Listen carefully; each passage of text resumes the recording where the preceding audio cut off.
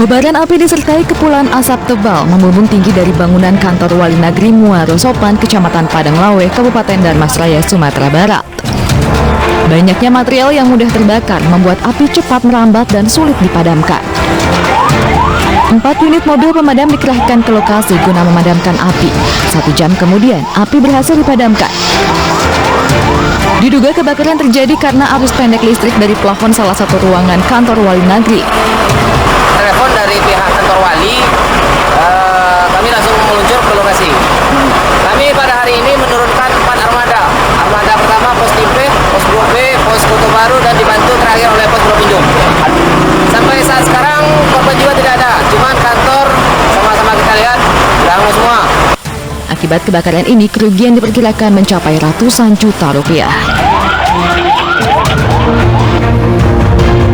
Selamat malam, apa kabar pemirsa? Kebakaran kantor Wali Negeri Muaro Sopan di Kabupaten Darmasraya, Sumatera Barat menjadi pembuka jumpa kita di Ayus Prime. Kami juga akan membahas perkembangan penyelidikan dari terungkapnya temuan sembako bantuan Presiden yang terkubur di Depok, Jawa Barat. Saya Abraham Silaban, Anda menyaksikan ini.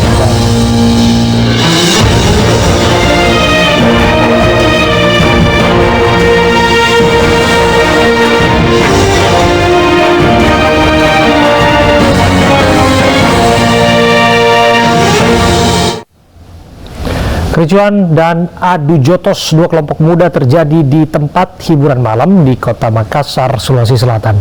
Warga di sekitar tidak mampu membuat mereka untuk berhenti bertikai karena 2 kelompok pemuda dipengaruhi alkohol.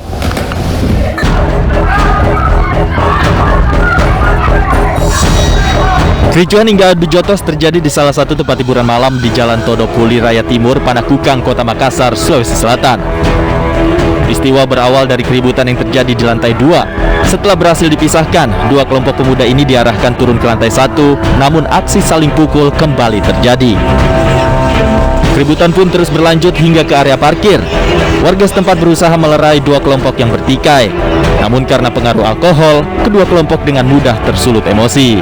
Bawa alkohol ke sini, Mas. Oh, bawa alkohol di. Iya. Memang sudah sering ada terjadi keributan ini di sini. Baru pertama kali ya. Baru pertama kali jadi.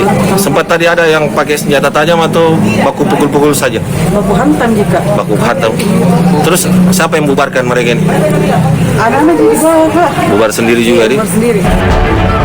Selain saling serang, perkelahian 2 kelompok pemuda ini juga sempat merusak sejumlah mobil. Keributan pun bubar sebelum polisi datang dan tidak ada yang melaporkan pengerusakan mobil.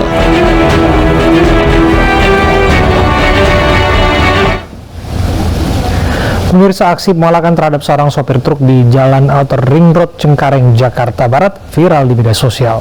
2 orang pelaku yang merupakan juru parkir liar ditangkap. Rumah gua di sini. Iya, sama, Bos. Nggak ada lagi. Mana pek-pek baik? Aksi pemelakan oleh 2 orang pria terhadap seorang sopir truk viral di media sosial. Meski telah ditolak sopir truk, para pelaku tetap memaksa meminta uang Rp30.000.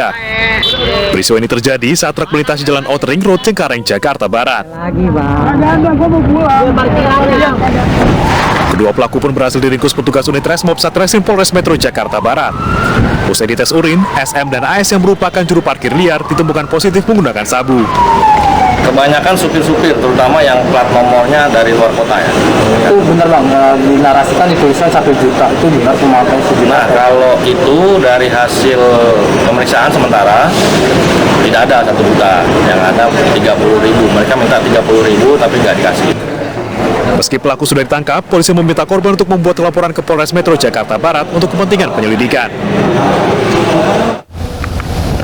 Pemirsa, warga Desa Pengadang, Kabupaten Sangagu, Kalimantan Barat dikejutkan dengan kejatuhan sampah antariksa di lahan warga.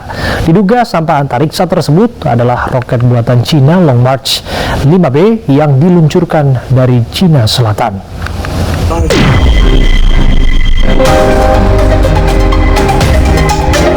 Sampah antariksa yang cahayanya menyerupai komet ini sempat rekam kamera warga di wilayah udara Indonesia di Sumatera dan Kalimantan Barat. Beberapa bagian lain ada yang jatuh di daratan. Inilah bagian roket milik Cina yang jatuh di daratan Kalimantan, tepatnya di Desa Pengadang, Kecamatan Sekayam, Sanggau, Kalimantan Barat.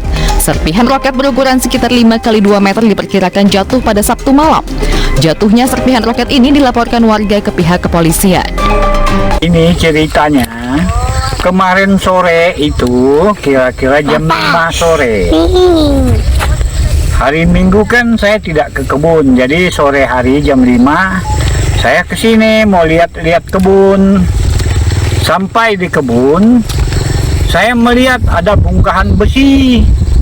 Jadi saya mendekat dari jalan raya itu, saya mendekat. Rupanya betul ada bongkahan besi. Tim Gegana Satbrimo Polda Kalimantan Barat langsung menyelidiki roket di lahan milik warga setempat Julius Talib. Berdasarkan informasi dari pihak kepolisian, jika Agensi Angkasa Malaysia atau MYSA melaporkan benda yang diduga pecahan dari roket Long March 5B milik Cina ini diluncurkan dari pusat peluncuran angkasa Wenchang di Cina Selatan. Kemudian kami sampaikan dari hasil deteksi awal dari tim Gegana Satbrimo Polda Kalimantan Barat menggunakan alat khusus, belum ditemukan adanya paparan radiasi dari benda tersebut. Kemudian kami sampaikan terkait dengan pengamanan dua benda atau serpihan besi yang ditemukan warga ini, sudah dilakukan pengamanan. Dalam hal ini sudah dibawa ke Mapolsek Sekayam. Setahun lalu sampah antariksa juga jatuh di wilayah Kalimantan berbentuk setengah tabung dengan panjang sekitar 8 meter dan berdiameter sekitar 5 meter. Kita dalami informasinya bersama dengan Profesor Thomas Jamaluddin, peneliti senior Badan Riset dan Inovasi Nasional. Selamat malam, Prof. Thomas. Selamat malam. Ya, Prof. Thomas, apa yang disaksikan oleh warga di dekat pemukiman dirasa tak lazim sebetulnya. Apalagi kalau pertanyaan awamnya, jika kemudian itu jatuh ke atap rumah warga atau mengenai orang-orang di sekitarnya, apakah hal tersebut betul-betul nggak bisa diantisipasi?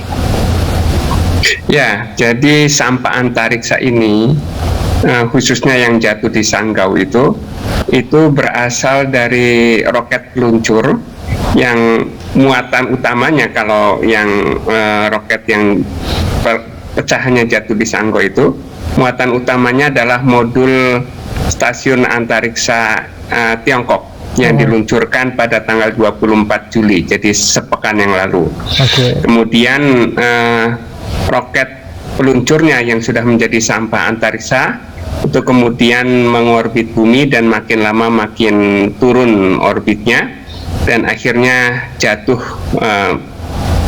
pada tengah malam Sabtu malam tersebut. Memang kalau dilihat dari segi objeknya memang besar sekali. Ukurannya 30 meter dan bobotnya sekitar 20 ton ya. Tetapi ketika memasuki atmosfer, ini di hasil pantauan itu dikonfirmasi bahwa jatuhnya di Samudra Hindia, tetapi pecahannya ini memang menyebar mulai dari Sumatera bagian selatan, Bangka Belitung sampai dengan Kalimantan Barat. Memang sampah antariksa ini banyak sekali dan sering jatuh di permukaan bumi, tetapi karena permukaan bumi ini luas sekali dan sebagian besar tidak berpenghuni, bisa hutan, laut atau gurun, maka kejadian sampah antariksa yang menjatuhi pemukiman itu hampir tidak ada. Ada kejadian di Afrika, tapi itu memang langka sekali. Jadi memang berbahaya, tetapi probabilitas atau kemungkinan untuk mengenai manusia itu kecil sekali. Tapi saya parafrase ulang pertanyaan saya. Kemudian jika itu dianggap merusak properti dan lain sebagainya, dan kita nggak bisa menduga-duga ya apa yang mungkin saja terjadi dan probabilitas dan lain sebagainya. Menurut Anda, apa yang mungkin dilakukan oleh negara kita atau otoritas kita untuk memastikan penduduknya aman, properti penduduknya aman dan lain sebagainya? Ya, memang tidak bisa diantisipasi ya sampah antariksa ini karena memang umumnya tidak dikendalikan. Hanya beberapa objek yang sangat besar yang dikendalikan untuk jatuh di laut, seperti Mir, waktu itu sekitar 35 ton bobotnya. Tetapi yang lebih kecil dari itu umumnya tidak dikendalikan, termasuk yang sampah antariksa ini. Nah, bagaimana kalau kemudian jatuh dan mengenai properti milik warga? Itu sesungguhnya ada hukum internasionalnya, yaitu negara pemilik harus bertanggung jawab terhadap kerusakan yang dialami oleh negara yang kejatuhan oleh sampah antariksa tersebut. Tetapi memang ini urusan antar negara ya. Diplomatik begitu ya, Prof?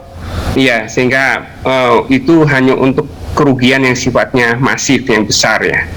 Kalau yang kecil-kecil biasanya diselesaikan secara internal masing-masing negara. Balik lagi Prof, bobot materialnya kan cukup besar itu tadi 22 ton, meskipun dia terpecah menjadi puing-puing begitu ya. Tapi yang ada kita lihat di layar saat ini ya sama aja, misalnya ada tetangga kemudian terkesan menyampah di pekarangan orang lain begitu ya. Ada tidak sebetulnya aturan-aturan lazim yang sudah berjalan selama ini mengenai ada sampah antariksa roket Cina yang jatuh di daratan-daratan negara lain? Ya, jadi hukum internasional itu hanya mengatur terkait dengan kejadian yang menimbulkan kerugian. Kalau tidak menimbulkan kerugian, ya umumnya jatuh di hutan atau mungkin yang dekat pemukiman, itu umumnya memang tidak dimintakan pertanggungjawaban. Dan di Indonesia memang sudah ada beberapa kejadian ya. Tahun 1981 itu tabung besar milik bekas roket Rusia itu jatuh di Gorontalo. Tahun 1988 juga tabung roket besar jatuh di Lampung. Kemudian tahun 2004 itu ada lempengan sekitar 60 kali 60 cm itu jatuh di Bengkulu. Kemudian ada yang jatuh di Madura, ada jatuh di Sumatera Barat. Dan itu memang selama ini tidak dimintakan pertanggungan karena tidak menimbulkan kerusakan.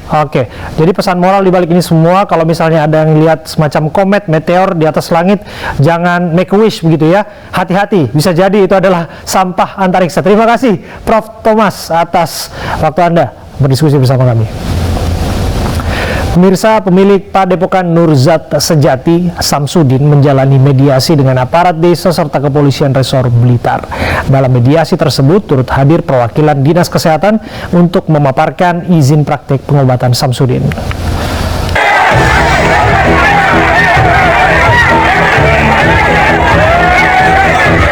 Buntut dari kericuhan unjuk rasa, puluhan warga menuntut Padepokan Nurzat Sejati di Desa Rejowinangun, Kecamatan Kademangan, Blitar, Jawa Timur agar ditutup berlanjut dengan mediasi sejumlah warga.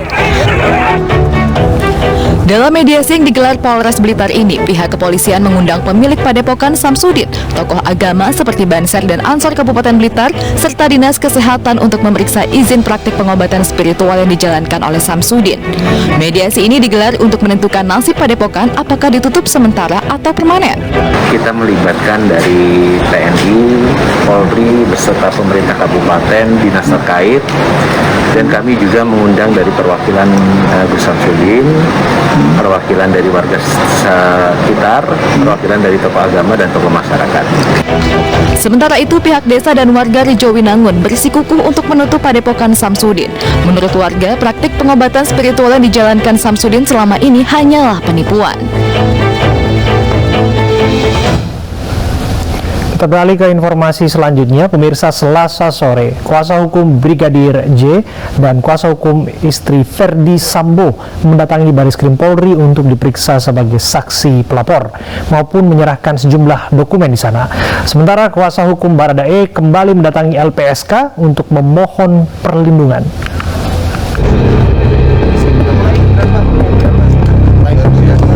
Kuasa hukum Brigadir J Selasa sore hadir di Baris Krim Polri untuk memberikan keterangan sebagai saksi pelapor dalam laporan dugaan pembunuhan berencana. Selain memberikan keterangan, mereka juga membawa sejumlah barang bukti yang akan diserahkan ke tim penyidik. Ini pemeriksaan untuk projustisia. Kalau yang pertama kan BAI, setelah ditingkatkan menjadi sidik waktu itu ketika kami menyodorkan 11 orang saksi di Jambi, maka sekarang ini saya sebagai pelapor atau kami sebagai pelapor dipanggil untuk memberi keterangan dalam BAP projustisia. Di hari yang sama, kuasa hukum istri Verdi Sambo juga datang ke Barreskrim Polri untuk menyerahkan dokumen pendukung. Pihak istri Verdi Sambo juga meminta kepastian dan perlindungan hukum. Kepastian hukum. Kedua, tentu kami minta perlindungan hukum. Kenapa? Ya, karena ini korban perempuan. Jangan lupa Presiden Jokowi itu tanda tangan 9 Mei 2022 Undang-Undang Kekerasan Seksual. Ya, ini legacy.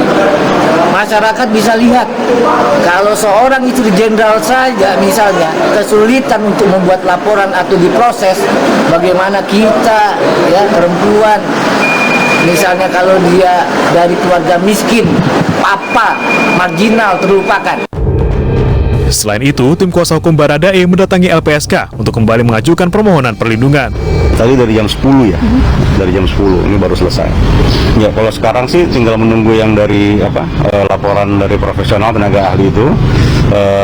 Ya mungkin nanti dalam waktu 2-3 minggu kita bisa melihat hasilnya seperti apa. Kasus pembunuhan berencana terhadap Brigadir J telah naik ke tahap penyidikan. Terakhir, Pusat Laboratorium Forensik merampungkan pemeriksaan uji balistik di rumah Verdi Sambo yang menjadi lokasi penembakan.